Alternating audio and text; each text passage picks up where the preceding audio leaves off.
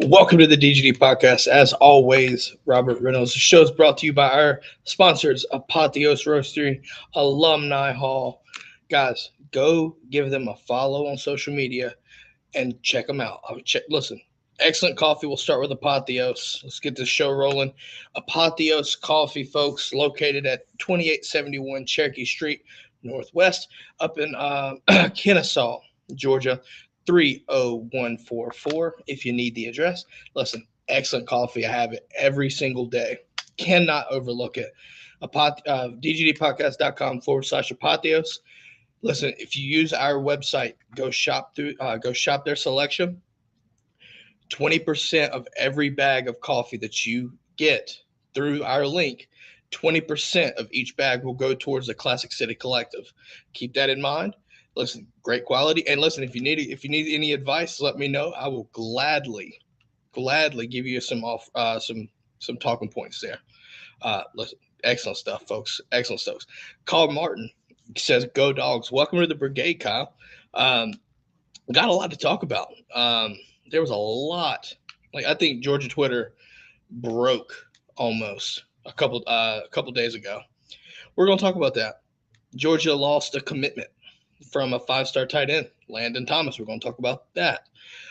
Portal tracker, talking about that as well. So stick around, stay tuned, and let's get started. First things first, is Georgia on commit watch? I'm here to tell you, I think so. And honestly, I mean, if you look at it, crystal balls are flying in, or were flying. They were flying in. So crystal balls flying in. Some very, very notable names. Number one overall prospect, Dylan Raiola was one. You saw Steve Wiltfong if you're a follower of those. Also, let's see how I can explain it. Also looking at it, Ryan Wingo. So a lot of crystal balls flying in. And actually, there was a 4-star tight end, Jaden Reddell, that's going to be in my opinion, a replacement for Landen Thomas. All three of those guys got crystal balls popping in. So Georgia recruiting has not missed a beat. Period, folks. just not gonna say that. Definitely think that the dominoes, if they were to fall with Dylan Raiola, would be absolutely massive. Absolutely massive.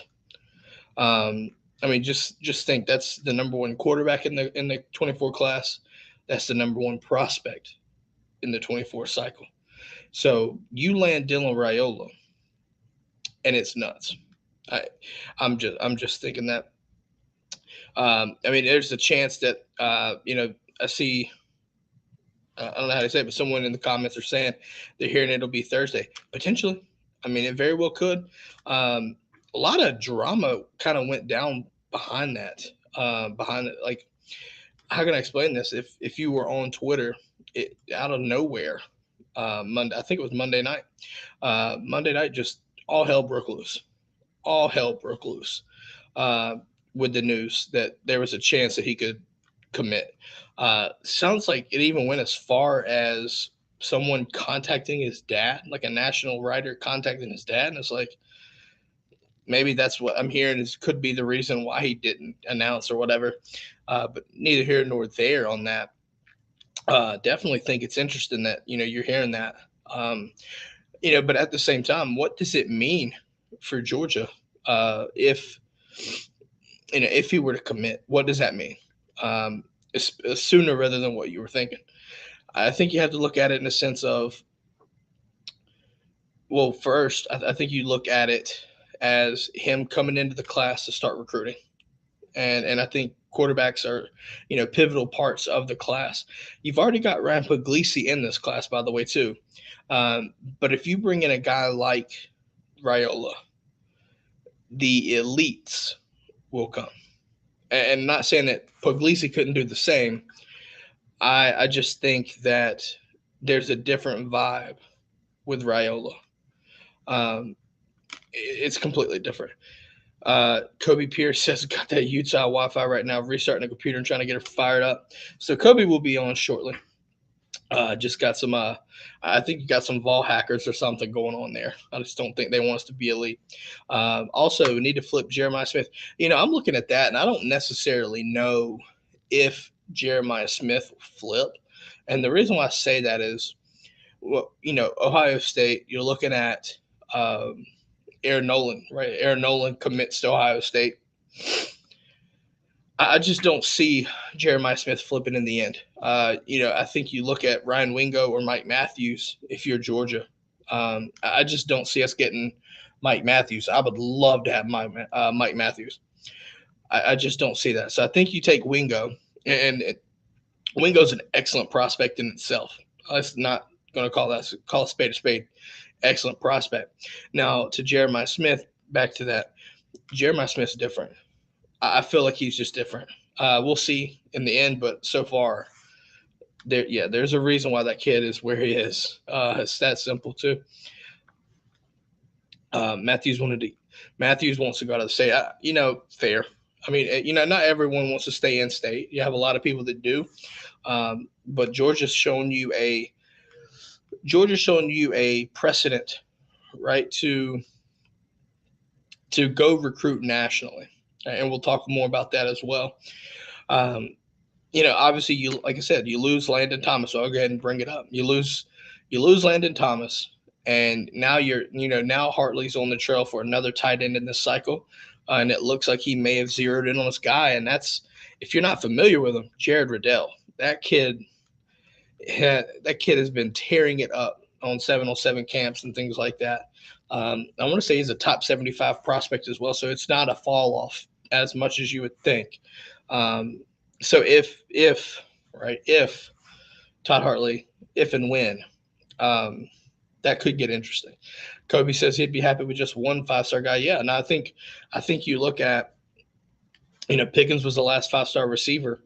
Getting a 5-star receiver in the fold is always going to do good things for your program. Also, thinks we lose Nye Carr. Interesting. With Landen Thomas being his teammate, maybe. And there was also some rumors, that he shut down, like a trip to Florida State as well, on social media. But you got to be careful, man. Like, kids are smartened up these days.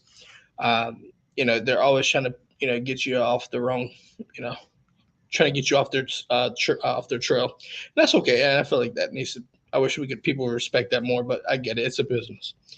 But I do think that if you have an instance where you pick up Wingo, and say if you land all three of these guys, if you land Raiola, you land Wingo, you land Reddell, shit's going to get tricky. Shit's going to get fun.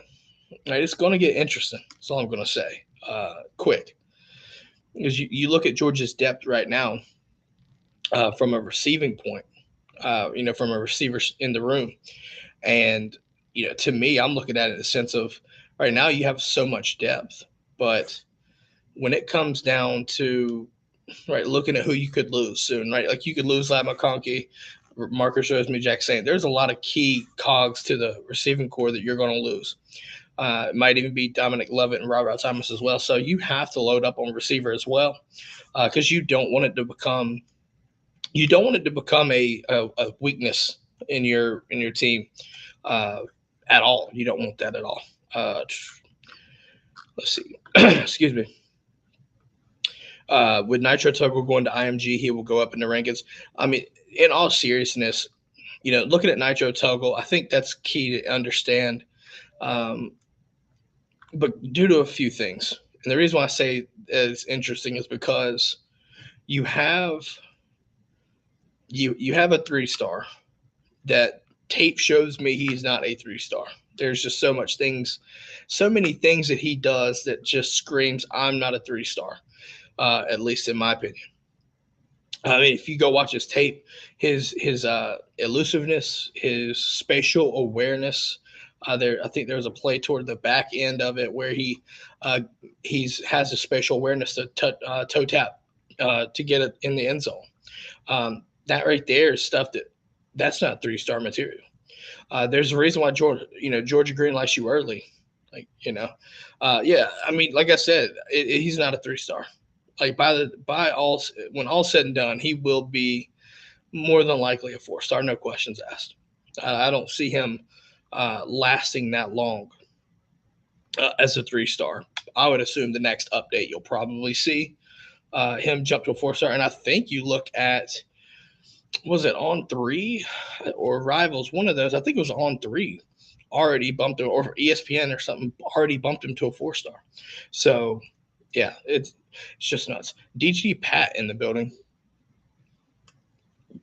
38 catches and 22 of them were touchdowns. Yeah, no, it's touchdown machine, really, if you think about it. Like I said, I mean, and it's not even just as a pure receiver too. He's made plays in special teams, and we all know how Kirby Smart values special teams, and that right there in itself, I'm not going to say it all, but absolutely DGD Dr. Pepper. Hey, it's the drink of choice or outside of Apotheos. You know this, Kobe.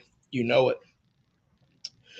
But no, going back to the touchdowns, like I said, that just shows you those stats, those numbers do not scream 3-star to me.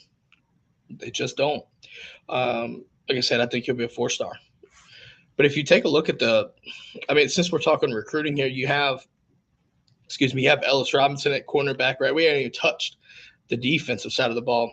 And the 24 cycles so far, you're looking at heavy on the defensive start. I mean, you've got Ellis Robinson's 5-star cornerback, right? DeMarcus Riddick is a linebacker. That's another 5-star. You got Jalen Hayward at safety. You got Nikar, obviously, right? Nikar. Then you got Peyton Woodyard and Dwight Phillips is your running back. Kid's going to be ridiculous, by the way. DeMello Jones, that's another safety. And then you got Pugs. The Pug Life shows him. Nitro Tuggle. Sokovia White. Don't forget Sokovia White either. And then, obviously, you got Malachi Tolliver as well. So, this class is nowhere to be finished. But how do I feel about getting KJ Bolden? I think it's going to be tough. I do. I think you look at Ohio State being a real problem, Alabama being a real problem. Kind of seems to be the trend with those Buford boys, if you will. But I think Georgia's got a legitimate good shot here to land them. Also, keep in mind you're looking at Edric Houston as well. That's another one that I feel like Georgia is in a must-have situation with Edric. Edric's just going to be an animal. I mean, and Juan would tell you that whenever he's on the show and not on the milk carton. Yeah, he's bona fide. He's absolutely bona fide when it comes to that. But yeah, I mean, when I'm looking at the recruiting class, like I said, like Kirby Smart, I feel like is a momentum recruiter, and I don't want to hear the nonsense that there's no such thing as momentum recruiting. That's a lie, because that's what it is. Like, I mean, I feel like history has shown that Georgia under Kirby Smart has kind of done this momentum recruiting. And I'm not knocking it whatsoever. I'm really not. Like I said, it's ironic that the same day you lose Landen Thomas, you lose a 5-star, right? You're no longer number one. Georgia's not number one in the rankings. The world's coming to an end. Next thing you know, you hear the Twitter, basically Georgia Twitter just erupts with that potential, Raiola news. And you see Wingo the next morning get crystal balled. Reddell, before Landen Thomas even flipped, Reddell had a crystal ball in. So that kind of tells you what you need to know. There's movement behind it, and there's a plan in place. Todd Hartley's not going to let that momentum negatively impact Georgia, and if it happens, it's not going to be for long. So this momentum recruiting is a thing. It's okay that it's a thing, even though they tell you it's not a thing. So say that 5 times fast. We will get Houston or KJ, if not both. Listen, I think you have a good shot at both, though. You really do. Like I said, listen, you want both, but I mean, at the same time, you look at like I said, just the safeties alone, right? Just the safeties alone, you're looking at DeMello Jones. Now, whether they play them at safety is going to be the question. How do they want to utilize them when they get to Georgia, per se, right? But you're looking at DeMello Jones, 6'1", 176 listed on 24/7, right? That screams like he could put a little bit of weight on and play some cornerback or some safety, however you want to look at it. Peyton Woodyard, 6'2", 188. he'll bulk up and play safety in college. That those screams good numbers. Or I mean, like I said, and then you got Jalen Hayward is 5'11 and a half, 180. I mean, maybe you see him at play at star or Nick, something like that. Obviously, the height is kind of interesting because I mean it's basically 6 feet. But y'all know how this goes. Eighth of inches matter at that point. So just thought.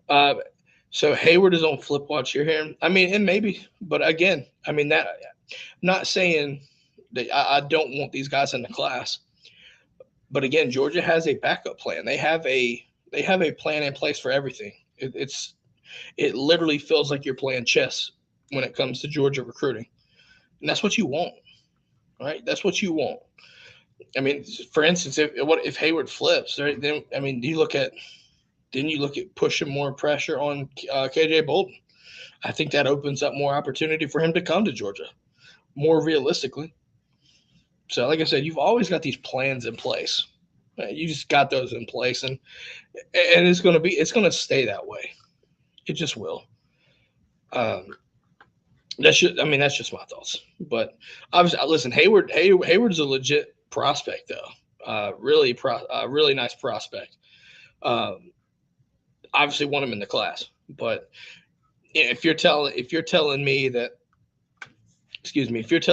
you lose him with the possibility to get KJ Bolden confirmed, start to weigh my options. I'll just leave it there. Definitely going to leave that there. Don't want to speculate much more on that. But so let's kind of talk about. I want to kind of transition a little bit more into the loss of Landen Thomas and what it means, because contextually, right? You look at in-state prospect, 5-star, Georgia loses them to Florida State, right? Listen, there's no way to sugarcoat it. Losing a 5-star is never fun. It's not. Landen Thomas is one of those guys where definitely could make he's going to make a team better. But like I said, Todd Hartley, never to be outdone. Will never let the negative recruiting last. All right, so you look at Jaden Reddell, and honestly, I think you look at a situation where that kid's a freak, just a bona fide freak. I don't really think there's any other way to put it. I mean, if you just go watch some of his tape from 7-on-7 camp, stuff like that, some of the catches that he makes, right, like contested catches at that. If he comes to Georgia, I'm just saying, if he comes to Georgia, it's going to be one of those where he'll be another good one to have. It'll be another one in the list. FSU better show us what they will do with the tight end position with Jaheim Bell, because Kobe looks at it, how the tight end at Florida State's been lately. Last good tight end they had transferred to Georgia to get drafted. Yeah, talk about Trey McKitty. Ironically, right? Ironically, looking at it that way. That's going to be interesting. I think that's something to keep in mind. But if you see, obviously Georgia's going to utilize the tight ends easily, but I think when you look at Landen Thomas, so kind of getting back around to this, think about it. You're down in Colquitt County. That's deep South Georgia, right? That's closer to Tallahassee than it is to Athens by far. So, you're technically playing closer to home. So, maybe that's a part of the reason why he wanted to. I'm sure there's probably NIL involved in today's world. It's completely fine. Welcome to the world of NIL, right? You got to get used to it. But, playing close to home, right? Like, just because you're in Georgia doesn't always mean that you're close to home. And I think you look at Colquitt County as a perfect example. And think about like Michael from Columbus. Columbus, Georgia. Columbus, Georgia is closer to Auburn than it is Athens by a mile too. It's so close to it's right there near Auburn. Another big thing. Look at the last 5 number 1 tight ends from high school and look how their careers have gone. Yeah. It's interesting to think about that, but you're not wrong. You're not wrong at all. So, this is a lot of food for thought there. But again, you like I said, you sit there, you lose that. Todd Hartley will get who he wants. And if you if you want to leave, that's okay. But he'll just find another one. And I think this is what's going to happen. And if not, then you can come on here and tell me I'm completely wrong and I'm a dumbass. Okay, it's that simple. The Obviously the loss isn't going to be fun to deal with, but at the same time, it's like I said, it's the world of college football. Um, just living it, right? Just keep pushing. But I do want to talk about Raiola and what it means and what it could mean, because I felt like that's the biggest news. So if Raiola indeed does commit, right? First off, Georgia will be the number one program, and that's the start of a historic recruiting class. What we're thinking here, like, I don't think there's a question that if Raiola commits and you get Wingo and you get Reddell, like there's a good chance that Georgia's class will be historic, and we saw that with A&M a couple years ago. Um, but I just think Georgia has the capability to retain for the most part, and at the same time, we'll obviously see. But definitely, definitely something to monitor. But what would Dylan Raiola bring to Georgia? Well, not only is he the number one guy in the class, I think he's one of these. I feel like he's just a generational talent. I really do. Got a huge cannon, NFL pedigree, right, with his dad Dominic. Matt Stafford's his godfather, so you've got that quarterback training and things like that. Like all that stuff matters because it helps you, right? It helps you, having that knowledge helps you process things, right? Like we talked about this with Arch before he committed to Texas. I mean, you've got Peyton and you've got Eli there. Like your IQ is going to be where it needs to be, if not even more advanced than what we expect it to be for a collegiate player. Expectations, folks, in regards to the IQ. Now, athletic ability, right? You can train for that, but ain't nobody going to teach they're not going to teach you the like pure speed. You can train for it, but you just got to be gifted on that part. But you look at the arm, you look at his athletic ability. I mean, there's a reason why he's the number one overall player. And you look at guys like Ryan Wingo that know and that want to go play for guys like that. And we talk about looking at Georgia as a top tier program in recruiting now. You get that type of player in your system, and elite receivers will come, in my opinion. And we've kind of been played what feels like with that recently, right? I think you look at outside of AJ Green, George Pickens was like we've had guys close like Don Blaylock. I think Don Blaylock was a 5-star at one point, but ended up a 4-star. But regardless, Pickens was your 5-star receiver, and we saw what he did, right? And I think it's a testament, how the recruiting class from the receiver perspective is being recruited. Give a huge shout out to BMAC on that one. In all seriousness, because I mean, you're starting to look at, when BMAC came in, you start to see the names on the board flip. Names that Georgia probably would never have really gotten involved with you're now getting to sit down with these kids, and you're getting them on your campus. Even if you don't land them, that's a step in the right direction. And now, since BMAC's been here as a receiving, you start to see all these things come up, right? And that's, to me, I feel like that's the big deal. It's just getting you involved with these elite receivers. Like if Ryan Wingo commits, I think he would be higher than George Pickens. I think, as it stands now, obviously there's still going to be a few updates, but at the same time, like that's a big deal. It's a really big deal to get that guy, and maybe you get two. Right? Maybe you get two. Not saying you will, but if you get those guys in there, there's always a chance, and that's why Dylan Raiola's recruitment, if he commits to Georgia, is so important. Definitely think that's super important. Because I mean, Ryan Wingo right now is 6th overall, guys, on the composite, or excuse me, that was 24/7. So composite rankings, you're looking at where's he at? He's in the composite fourth best receiver. I think that will go up. I think it will go up. Just going to leave that there. But I mean, when you look at these receivers, right? I mean, there's a good chance you get a top tier receiver. Maybe not a 5-star, but you could definitely get involved. Right? You could easily get involved. I mean, there's a chance. What about Michael Hudson? I mean, if I'm not mistaken, Georgia's getting situated to bring him on campus.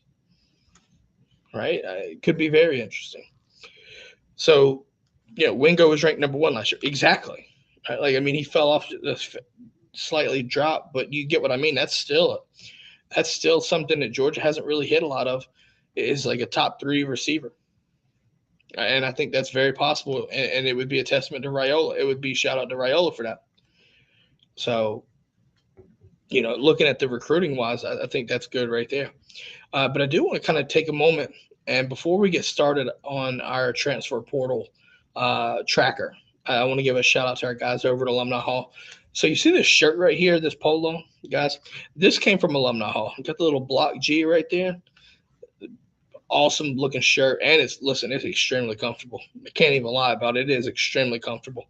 But Alumni Hall, located at 1791 Oconee Connector, 535 in Athens, GA, 10 minutes from Sanford Stadium. Listen, Alumni Hall, I'm just saying, check them out, dgdpodcast.com/Alumni Hall. If you're in store, if you go to their store in Athens, mention the DGD podcast, right? Mention the podcast and you get 10% off your order. But we also have something crucial coming down the pipeline, starting April 30th, which we'll make an announcement come time. But expect, let's just say this, it will be a good time to purchase some stuff from Alumni Hall. That's all I'm going to say about that. Go check them out at Alumni Hall UGA on Instagram and Twitter. And now we have Kobe Pierce. Welcome in, sir. What's up? I finally got this old dinosaur rolling.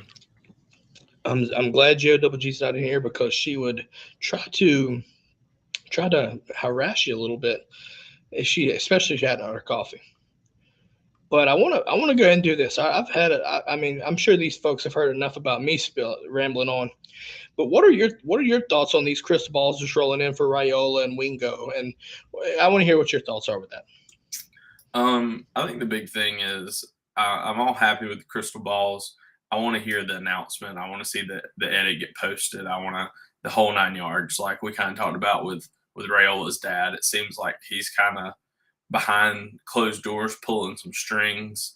That always worries me that, the dad's worried about who's lining his pockets now versus actually sending his son to a place that's going to help him. So, I like the parents to be involved in recruitment, but you don't want a parent to be controlling in a recruitment. Like, I felt like with Arch, it was Arch's decision. Like wherever Arch decided to go, like in my mind, his father, at least visually and publicly, did a very good job staying out of it. His uncles did a good job staying out of it. To me, he felt like a clean recruitment. Like when he committed to Texas, I didn't think, well, man, his dad is just, just got paid $500,000 under the table to take this.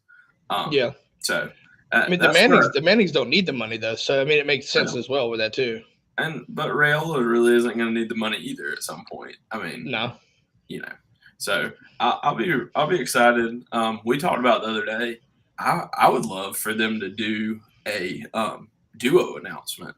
I would love for them to do a video, catching balls or something together, because we were talking about it the other day.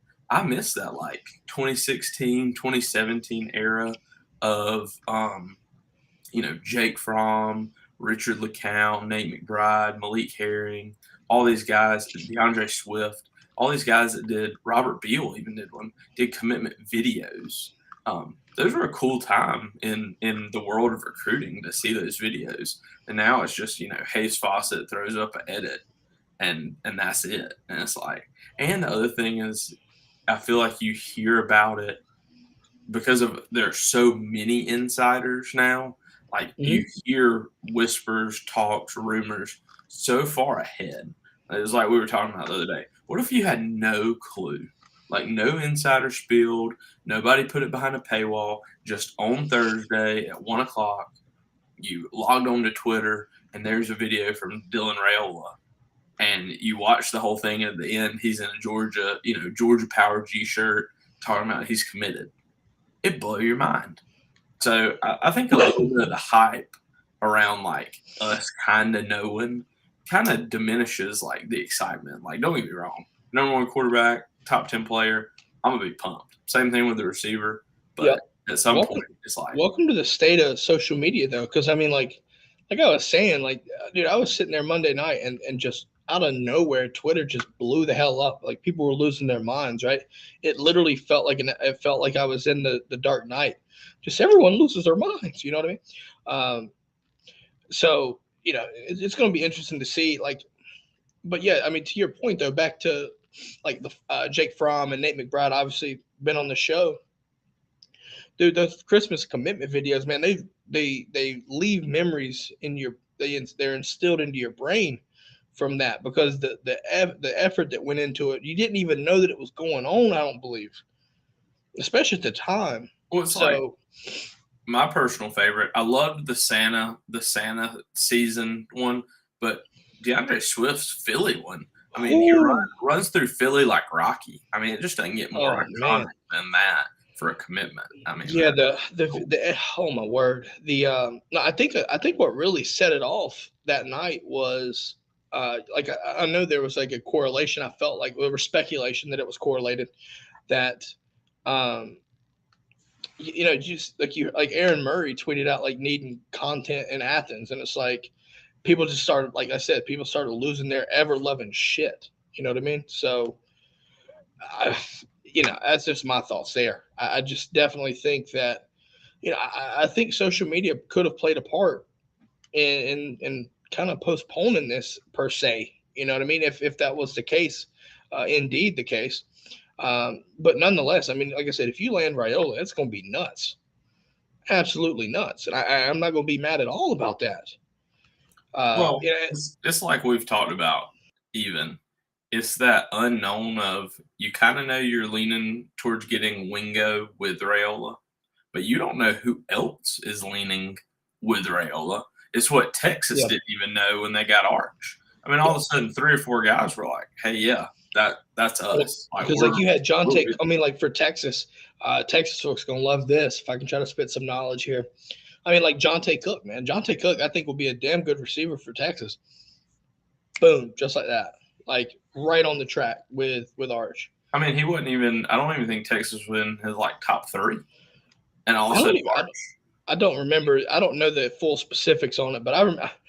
If you're not familiar, go back and watch Jonte Cook last year. Absolutely trolling Texas. If I'm not mistaken, he trolled Texas too.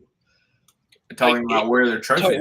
Where the football trophies. These are swimming trophies. I remember. Yeah. But then also, when he got to A&M, like he was just like, where are the trophies for real? Like, where are the trophies? Because there's no trophies. He couldn't do that with Bama. Bama broke that though. But yeah, it's just like, I thought that was funny. But I mean, again, like that's the elite quarterback effect, right? I mean, like you were there. What was it like for you, right? When you were in and you saw Fromm come in, right? Like as a player on the current roster, what was that like when you because did you keep up with recruiting at all? I felt like you kind of needed to a certain degree, but not like maybe like we're doing now. Yeah, I would say like as a player, you may keep up with like something here or something there, or like, you as a player, you see a lot of familiar faces on campus too. So it's kind of one of those things where you're like, okay, this kid's been here 6 times. Like, oh, he committed. Well, great. Like, who am I trying to think of? Who played quarterback at Ole Miss? They just got drafted last year. Why can't I think of his name? I don't remember. I'd have to look it up. My brain just. I'll look it up. You can keep explaining. But he's part of my point. He was on campus like 8 or 10 times, I remember, in like a 6-month period, and they really kind of thought that we were getting him. I think that was Fields' year. We thought we were getting him over Fields because Fields was still committed to Penn State. Then Fields decommits from Penn Matt State. Corral. Matt Corral. So then decommits from Penn State. Then we host Fields for a while. Fields ends up committing, and we kind of move on from Matt Corral. But it's one of those things that, like, we had seen Matt Corral, 10 times. Seen him in the summer. Seen him throw. Seen him come to campus. You see these guys over and over again, and you almost build relationships with them before they ever get there. And then all of a sudden it's like, oh, just kidding, we end up taking somebody else. And that, they're gone off to Ole Miss or whatever. John Rice Plumlee was very similar. That was the name class. I was about to literally bring it up. That was perfect name I was thinking. So, those are guys that you have that kind of relationship with. It's no different than like Raiola. I'm sure while he was committed to Ohio State, he had that relationship with some of the guys already on the team. And then all of a sudden you hear like, oh, he's not going there. And it's like, oh, like what happened? What happened there kind of thing. So I'm sure there's a lot less of it, of those relationships now, just depending on like how many visits you take, how often you come, how long you've been recruited, stuff like that. So I do want to kind of, obviously we've been talking a lot about recruiting, but I do want to kind of talk about the portal, right? Because with recruiting comes the transfer portal, right? They kind of come hand in hand. Georgia loses Bear Alexander, right? We talked about that on our Monday's episode. We can, if we need to, we'll touch on it a little bit more. But since then, Georgia loses a couple more. You lose Griffin Scroggs, right? Last night, Ryan Davis, linebacker as well. Listen, it's not the end for your portal addition. The injuries. Walk-on lineman Weston Wallace as well. Yeah, that honestly though, I think that as much as that sounds like overlooked, please don't overlook that, because Weston Wallace I feel like he's gonna go somewhere, get a scholarship, and play. Kid's got it like that. I agree. Obviously, like I said, we don't necessarily. So you're not going to hear us put anyone in the portal. It's just something that I value myself on not doing. But we will talk about those that have entered themselves or the intent to enter the portal. What does that put us at now? 87? I think you're probably going to lose. Yeah, I think you got 2 more you have to lose. At least 2, I think, maybe 3. I don't remember the exact scholarship count, but yeah, because Weston doesn't count towards the scholarship count. So I agree, but we were at 88 or 89. 80. Yeah, or because you lose. Well, you lose Bear, Ryan and you lost Bear, Sean, Ryan, and Scroggs. That's another one. That's another one I forgot about. Yeah, I forgot about Sean Alexander. So I think you went. I think you might be at 87 now. So maybe 2 more. Regardless, I think you lose at least. You have to get down to 85. So the 85 is the max scholarship limit. So Georgia is not done losing players.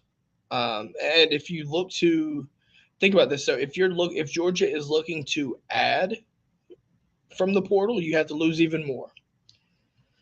Do you see any? Like I said, I'm not gonna value myself on putting kids in the portal before they do it themselves. But do you see Georgia looking around in the portal for anyone by chance? If so, maybe a position group. Do you think they look at? I think it really just depends on who you lose. I don't think Curb will look preemptively. I think if all of a sudden he looks around and we're at 83, then yeah, he's gonna go, let me go get 2 guys. But if you only lose 2 more guys, just say we're at 87 because I don't remember. But if you only lose 2 more guys and you're at 85 square up, I don't see him going, pushing that one more kid out to add one more person. Well, another question too, though, is like, excuse me, when we watch G-Day, Mekhi Muse is still a walk-on. If you lose, it would not surprise me to see him get a scholarship. I feel like that G-Day performance, I thought, was enough to earn him a scholarship spot. Because if you don't give him a scholarship spot, there's a chance he can leave and go play on scholarship somewhere else. Because what I saw, that kid can play. So I won't speak to like super specifics, but there's some kind of rule that you can like, not backdoor scholarship. Is it the gray shirt? No, it's a completely different thing. But what you can basically do is not be on scholarship in the fall, the whole fall. And then when somebody leaves to get drafted, so like Stetson Bennett's scholarship is not being used right now. So you can give someone like Mekhi Muse that scholarship. By the way the rule works, they will reimburse him what he spent in tuition for the fall. They will pay for his tuition in the spring, including the checks, and then that will finish up in the summer. And then starting fall camp, he will no longer be on scholarship again. He'll be a walk-on again. So I mean, it's But basically then a payback. It's like a way for paying it back kind of thing. So basically, he wouldn't be on scholarship, but they don't really disclose like who gets those. Like Robert Beal, Kieris Jackson, Don Blaylock, Stetson Bennett, all those scholarships are in the hands of some walk-on right now. You know what I mean? I like that though. I really do because, I mean, walk-ons don't really I feel like they get overlooked completely. I ain't gonna say. Well, I'll take that back. I'm gonna walk it back. I don't say completely, but they're definitely undervalued. Well, it just depends. I mean, it's like me and Juan were talking about the other day. If you're Savon Clark, if you're Cash Jones, if you're Mekhi Muse, I mean, you have legitimate opportunities to play Division I college football. Yeah. I mean, yeah, you are getting to play like Cash Jones getting to play, score a touchdown for the Dogs. I mean, you're talking about you could be the every down back at a place like, Troy, or a place like even bigger than that. Maybe like Iowa State, like a smaller Power 5 or Kansas or something like that. Especially Kansas. And you could probably even be, ACC school, Wake Forest. I was thinking like even bigger, somewhere like that. You could be the guy. Yeah. Even the one thing about spring games and stuff like this is like it's literally with Georgia's perspective, right? The fact that it was on ESPN2, it's literally a virtual job interview for potential scholarship suitors.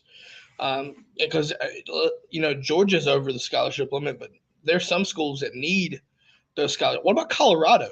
Dude, Colorado's got 23 kids hit the portal already. 23.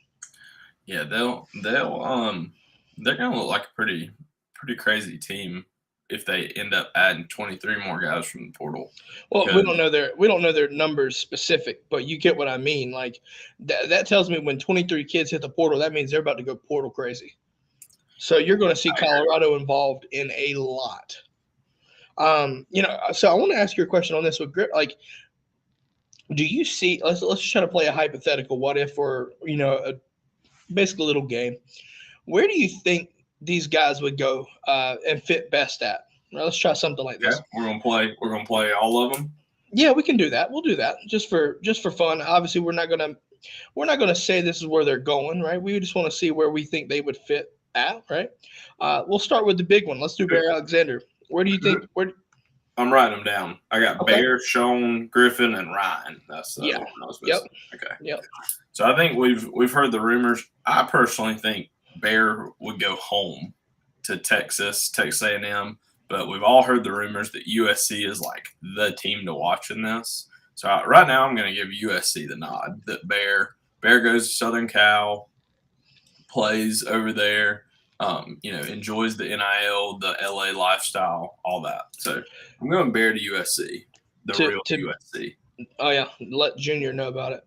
You know what? Give me a wild card and say Colorado. Nick Williams is there, by the way.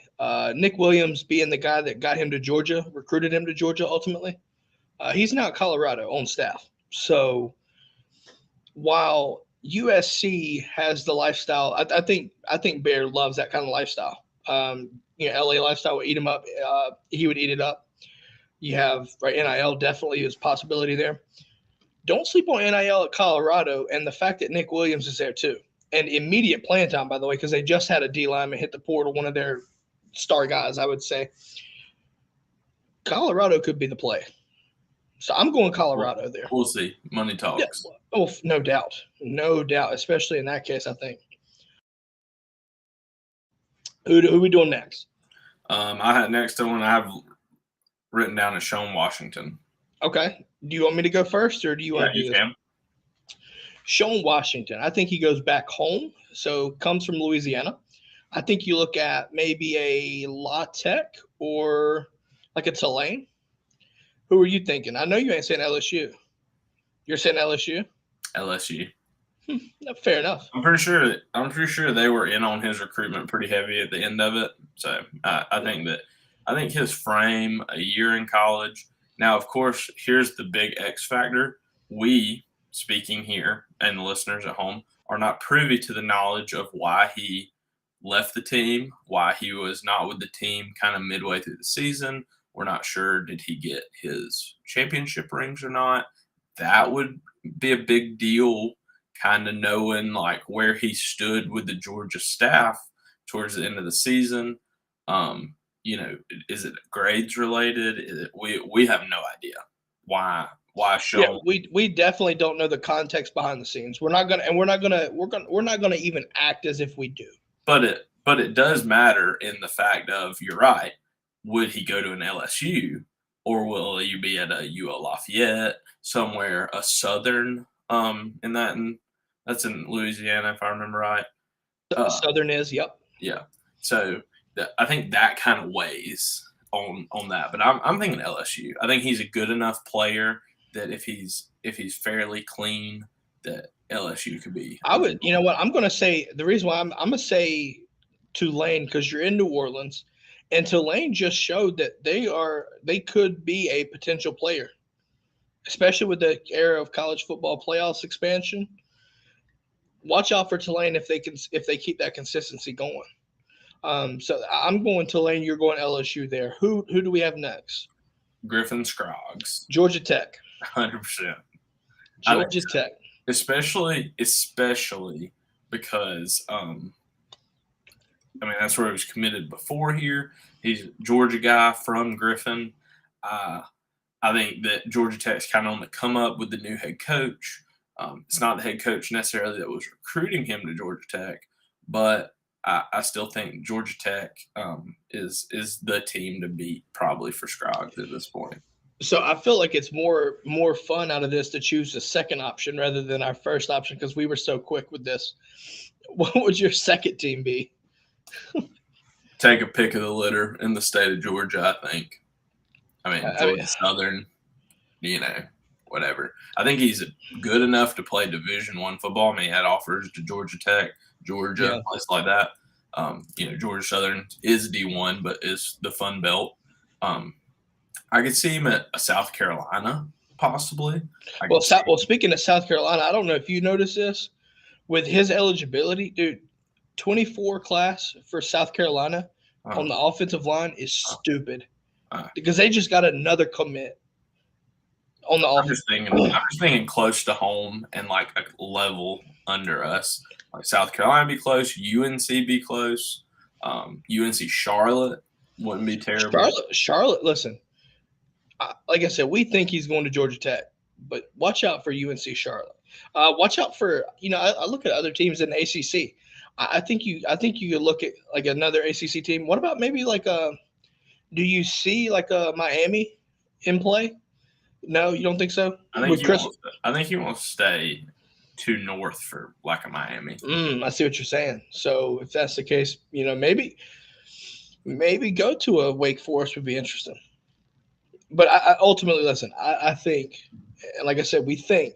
Here comes your real wild card, though, up next. Yeah, no doubt. No doubt. This is going to be interesting. He's going to play SEC ball. Oh, you think so? Well, that's not my guess. Well, let me think. Well, hold on. Let me backtrack it just for the split second. Man, backtrack clean out of the live broadcast, everybody. He was backtracking. We were sitting here, hanging out, and backtrack clean out of here. So, welcome to the DGD Podcast. It's just Kobe edition. Robert's not here. He lagged out of the thing. Now he's back. I'm back. Man said he needed to take a step back and lagged himself clean out of the podcast. Yeah, you ain't lying. But no, what were you saying, Kobe? You want me to give my prediction? Well, no, because I was asking the question. Is is he a grad transfer? Because if he is, that is, whether he is or is not, is a huge difference. No, it's not. It doesn't matter. Well, if you try to go SEC, you have to sit out the year, don't you? There's no rule against it anymore. Hello, Robert.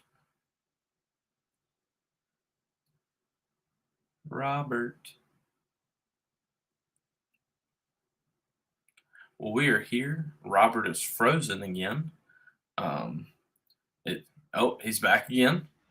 I don't know what's going on, guys. The Vols are hacking us. Oh no, help me. So that when the undergrad rule changed, you don't have to sit out a year, no matter what now. So you can go SEC to SEC. But I think he should be a grad transfer, but it doesn't matter. Gotcha. I wasn't sure. My prediction, just off the cuff, Michigan State is what's calling my name. What you think is the Mel Tucker effect there? Or? Yeah, I'm not sure how much he played under Mel though. I think I see. Speaking in that same, I actually think he played under Lanning more. So I mean, I don't think you can count out Oregon. Lanning kind of got gutted at linebacker at Oregon this year. You lose Noah Sewell to the draft. You lose Justin Flo to Arizona. It could be one of those things that you have a veteran presence that already knows your defense inside and out.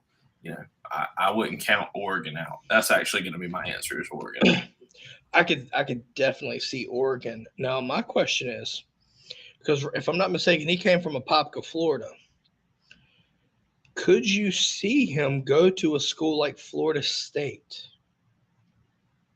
I don't see him going to Florida. I just don't see that. I think he wants to succeed.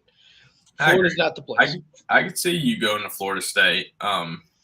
You look at Jermaine Johnson, a guy that was a good player here, kind of a project piece when he left, just didn't quite have it all figured out. Goes down to Florida State, gets it all figured out, all of it, and wins like Defensive Player of the Year in the ACC. I mean, he's a beast. Well, I think Florida State would be interesting because you kind of go closer to home.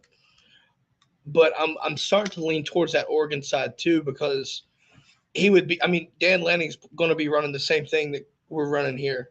You know what I mean? So you have that familiarity. I like those two picks though. There's two opposite sides of like the thought process of the coin. Yeah, but also Florida State. You're going to be Florida State this year will be contending, if not winning, the ACC championship. Well, and you could be a piece to that puzzle of I've been on 2 national champions. I've been on an SEC championship. I know how to practice. I know how to play. I know how to do all these things. Yeah. You could go and you could be that piece of leadership that kind of teaches them like, hey, if you practice this way, do things the right way, like good things happen. Well, I mean, if I'm not mistaken, out of high school or maybe right now, he's like 6'2", 230. So like that's a solid linebacker, which again, you look at Lanning, right? Like I said, Oregon, I feel like I would have to make my choice at Oregon just because of familiarity. And if he goes to Oregon and goes under Lanning, because think about it, Flo transfers to Arizona. Noah Sewell is in the draft. So you're replacing some linebackers, and I think that could matter. So 100% agree. So I think maybe we probably go Oregon here, but I think Florida State would be an interesting pick. I get the Michigan State ties there. Michigan State, I pulled that trigger too quickly. I was trying to think Oregon because I don't think he played under Mel at all. It doesn't sound like he would have. I think he's only Lanning's guy. So. Yeah, I would think that would be better suited. Yeah, but I think Pittman. Don't count out Pittman either. Never count out Arkansas for anybody. What about Nebraska? Since we've had a ton going there in the winter. Yeah, you had 3 guys there. I mean, you got Eric Gilbert. Well, you had Jacob Hood and MJ Sherman. Yeah, so I mean, well, they don't need the backer, so I don't think he goes to Nebraska. But I'm just saying, I wouldn't for any of the 4 of these guys, besides maybe Bear. I wouldn't count out Arkansas. I wouldn't count out Nebraska. Wouldn't count out Oregon. Yeah, no doubt. No, I mean, well, I would count out Oregon for Scruggs. I agree. I would have to do that. I just, and it's not a knock on Scruggs either. So whatever if you're listening, I'm not knocking. I promise. I just think like in all seriousness, I think he's better suited at a place like Georgia Tech, where you actually get to use your ability and shine rather than what feels like becoming another body in the line group. You know what I mean? I don't want a kid to transfer to a spot and then get buried again. That would be pointless. So you obviously you wish them the best, right? And if we're being truthful to that, wishing them the best is going to a situation where you can succeed. Listen, going under Stacey Searles, I think you'll be more than fine to go to a place like Georgia Tech, and you could compete right away for a starting spot. Like we think about Jacob Hood as kind of being a project guy at Georgia. What if he goes to Nebraska and becomes at least maybe a part of the two deep? It could very well happen. So I agree. I mean, talking about MJ Sherman's probably going to be one of their starting linebackers. Gilbert, I mean, think about Tresman Marshall, dude. Tresman Marshall. It's going to be probably the starting linebacker at Alabama this year. Yeah.